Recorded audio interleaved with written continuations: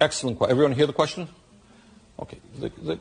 If you look, and not enough people do, and that gets me into a whole other issue, which is the media, which I want to talk about, because I'm very concerned about the media today and the degree to which a few corporations control what we see, hear, and read.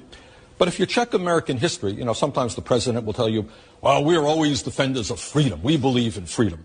But if you check history, what you will find is that in many years, especially in Latin America, which way back from when President Monroe developed his Monroe Doctrine, we have the right to own Latin America, and we will tell any government there what we want to happen. That's the simple truth. So throughout our history, we have overthrown many, many governments. We didn't like their form of government.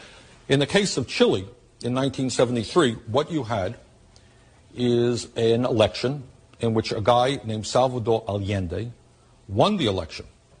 Problem is, Nixon and his friends didn't like him. Why?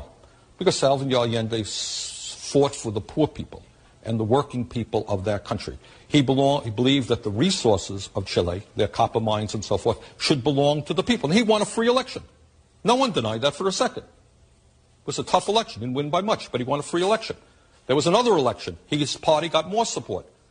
He was overthrown by the CIA and corporate interest, because corporate interest preferred, of course, that the United States companies dominate that country.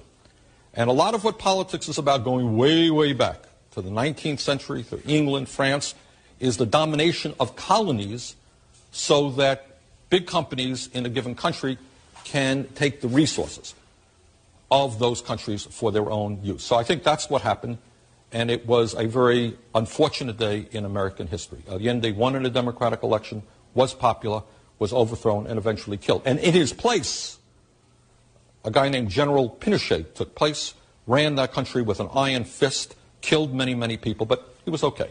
He was a good guy. Why? Because he was a friend of corporate